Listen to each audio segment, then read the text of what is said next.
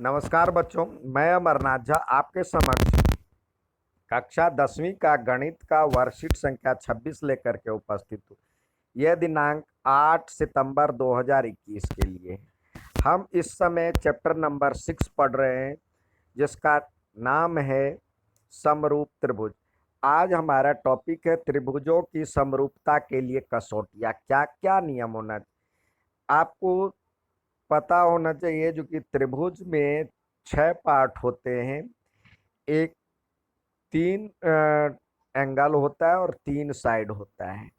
यदि सिम आपने इससे पहले का जो समरूप त्रिभुज बनाए होंगे, सर्वांग त्रिभुज बनाए होंगे कक्षा 9 में, उसी तरह इसमें भी है।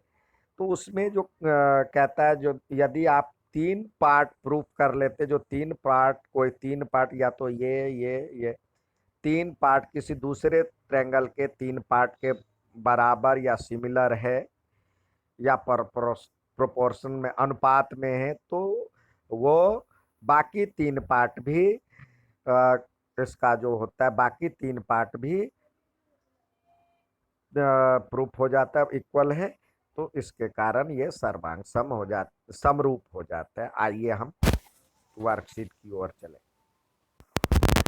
पहला है ए कसौटी यानी समरूपता। ए समरूपता से यदि दो त्रिभुजों के संगत कोण बराबर हो, ये 2 त्रिभुज दिया हुआ, इसके संगत कोण ये बराबर ये और ये बराबर ये बराबर ये हो, तो ये समरूप होंगे। यदि 2 त्रिभुजों के संगत कोण बराबर हो तो उनकी संगत भुजाएं भी एक ही अनुपात में होती है। यदि 3 बराबर हो गया तो संगत भुजा बाकी 3 भी उसी अनुपात में होते, समानुपात में होते, इसलिए ये त्रिभुज समरूप होते।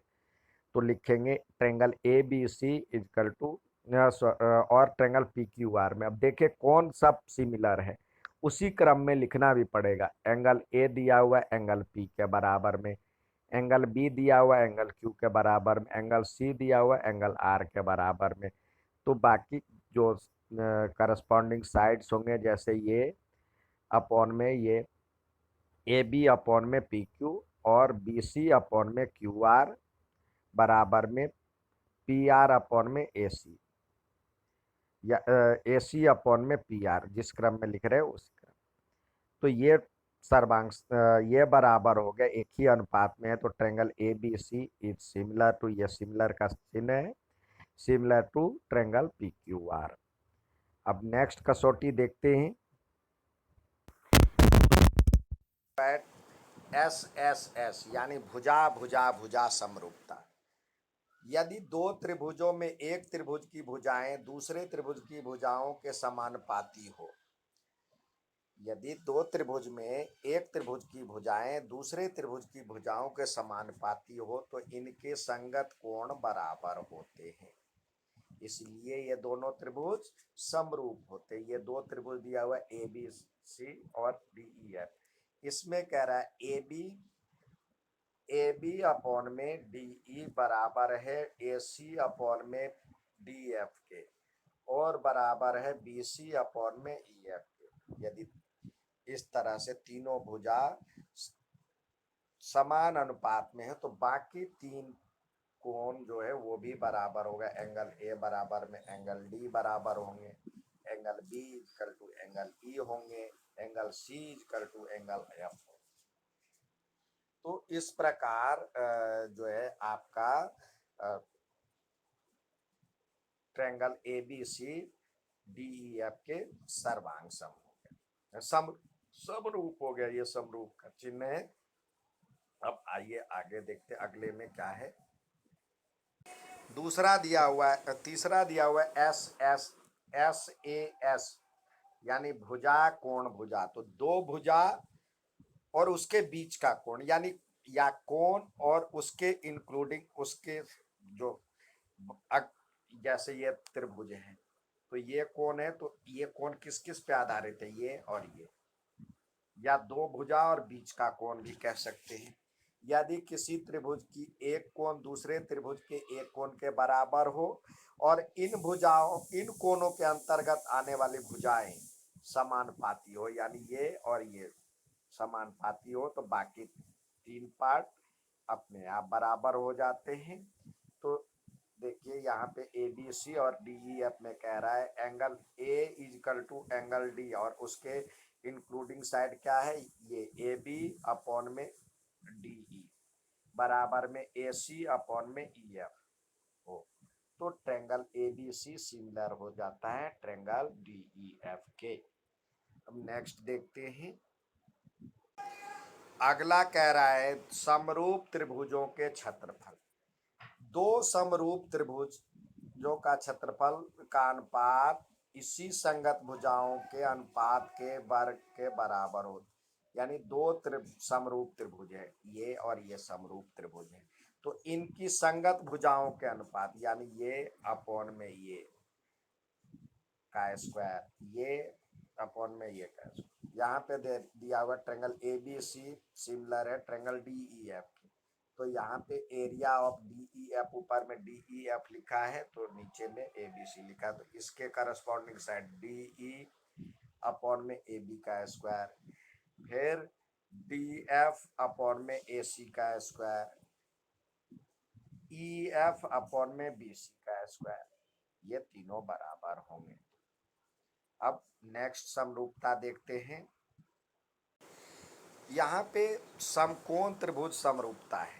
यदि किसी समकोण त्रिभुज के समकोण वाले सिर से कर्म पर लंब डाला जाए तो इस लंब के दोनों ओर बने त्रिभुज के संपूर्ण त्रिभुजों के समरूप होता है।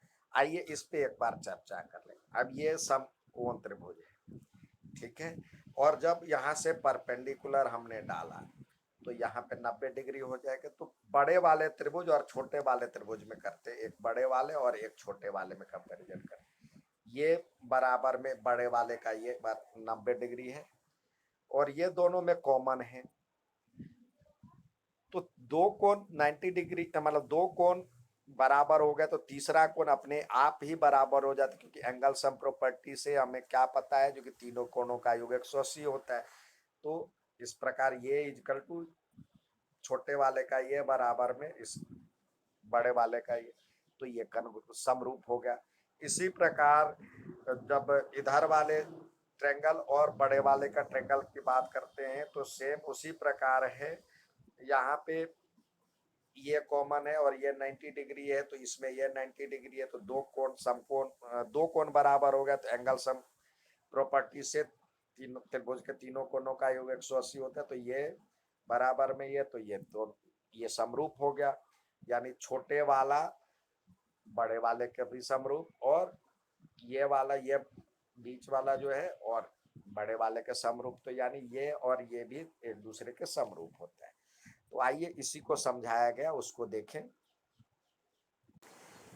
यहाँ पे कह रहा है यदि किसी समकोण त्रिभुज के समकोण वाले सिर से कर्ण पे लंब डाला जाए तो ये इस प्रकार बने त्रिभुज संपूर्ण त्रिभुज के समरूप होते हैं। अभी हमने दिखा दिया, तो इसलिए यहाँ पे दी गई आकृति में एडी एबीसी पर ए से कर्ण बीसी पर लंब है, ठीक है। एडी त्रिभुज एबीसी के शीर्ष ए से बीसी पर लंब है, अतः एबीडी ट्रेंगल एबीडी यानी ये ट्रेंगल जो होगा बड़े वाले ट्रेंगल के एबीसी के सिमिलर होगा। ट्रेंगल बीडीसी गलत छप गया है, एडीसी होना चाहिए, एडीसी यानी ये ट्रेंगल एबीसी के समरूप है। इसी प्रकार एडीबी सिमिलर है एबीसी के, ठीक है। तो इस प्रकार हमने सीखा कई समरूपता। एक हमने सीखा ए समरूपता, एस समरूपता, एस समरूपता और एस समरूपता, ठीक है। और एक सीखा था त्रिभुज के एक हमने सीखा था दो समरूप त्रिभुजों के क्षेत्रफल का अनुपात इनकी संगत भुजाओं के वर्ग के बराबर होता है। इस बार हमें जैसा कि ज्ञात है जो कि ऑब्जेक्टिव टाइप प्रश्न आना है और इसमें सारे जो आपको जो कसौटी है जो भी है वो प्रूफ करने के लिए नहीं आएगा, उस पे आधारित प्रश्न आएंगे, यानी एप्लीकेशन बेस्ड आएगा। ठीक है बच्चों, तो आइए जो इस बार सवाल दिया गया इस वर्कशीट में उस सवाल को हल करने का प्रयास करें। पहला सवाल दिया गया, संलग्न आकृति में एक्स वाई समांतर है, ये समांतर है इसके, तो सिद्ध कीजिए जो कि ये ट्रायंगल एबीसी, यहाँ पे एबीसी दे दिया है, डी ई एफ ये गलत छप गया है, एक्स वाई टी या एक्स टी वाई, यहाँ पे X T Y, triangle X T Y similar है ट्रायंगल एक्स टी वाई हमने लिया है, तो एन एन टी एम, क्योंकि एक्स बराबर होगा एन एन के एन टी एम, हम कैसे करेंगे, यह बराबर है, देखिए यहाँ पे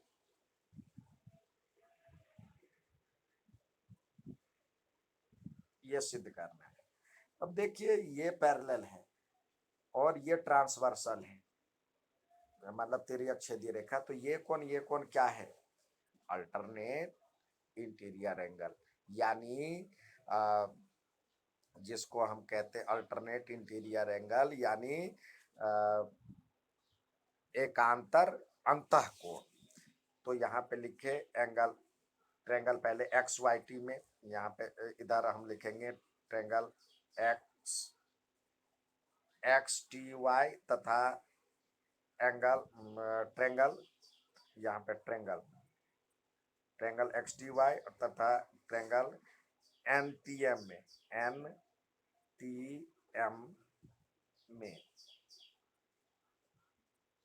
देखिए ये पैरेलल दिया हुआ, तो यहाँ पे एक ही बार लिख ले, angle X equal to angle N, और एंगल जब ये ट्रांसवर्स मतलब तिर्यक छेदीय रेखा हो जाए तो ये बराबर में ये, तो angle Y equal to angle M, यहाँ पे लिखे क्यों होता है, एकांतर एकांतर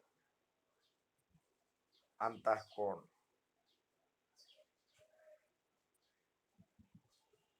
बराबर होते हैं।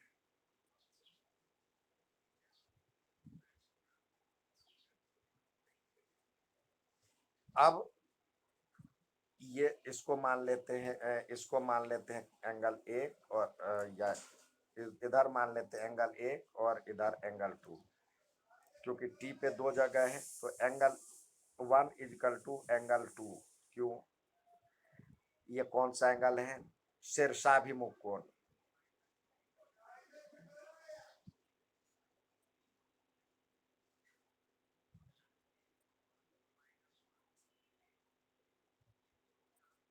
बराबर होते हैं।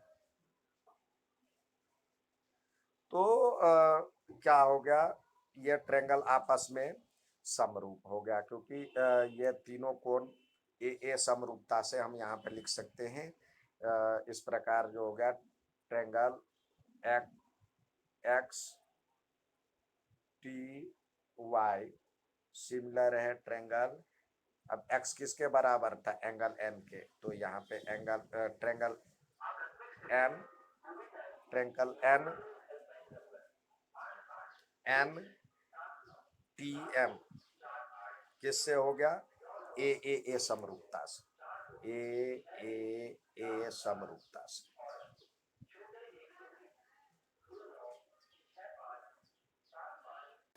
अगला यहाँ पे दिया हुआ आपको ट्रायंगल एफ आई जी और triangle F P E N, ये समरूप छूटा हुआ है, ये दोनों समरूप हैं। तो हमने पढ़ा था जो कि समरूप त्रिभुजों का जो क्षेत्रफल होता है उसके संगत भुजाओं के वर्ग के समानुपाती होता है। तो इसमें लिखे area of triangle F I G upon में area of triangle P E N, यानी इसका क्षेत्रफल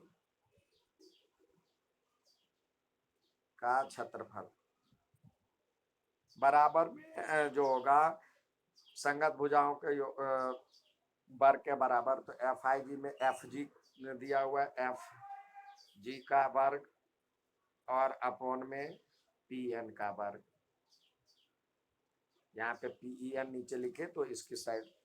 अब इसको सॉल्व करते हैं। एफ जी दिया हुआ है आपके पास, एफ आई जी का एरिया दिया हुआ है 256, तो 256 और ये हो जाएगा नीचे में 400 दिया हुआ है इसका, और एफ जी का नहीं पता, एफ जी का वर्ग, और ये हो जाएगा पी एन यानी 12 का स्क्वायर, 12 गुने 12 यहाँ कर लेते हैं, जिससे पहले मल्टीप्लाई ना करें, जितना हो सके पहले काट करके शॉर्ट फॉर्म में ले आए अलग अलग।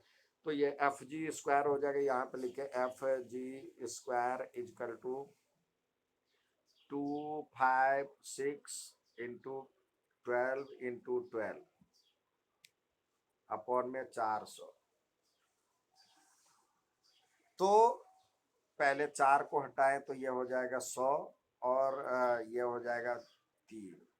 अब इसका स्क्वायर रूट कर लें। एफ जी बराबर में हो जाएगा इसका स्क्वायर वर्गमूल 256 गुने 12 या 36।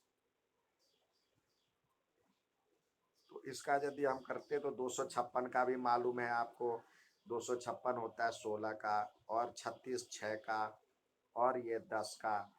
तो 16 96 बटे 10 यानी 9.6 सेंटीमीटर, ये एफ जी का हो जाएगा 9.6 सेंटीमीटर। ठीक है बच्चों, ये था आज का वर्कशीट। अच्छा लगे तो लाइक और सब्सक्राइब जरूर करें। धन्यवाद।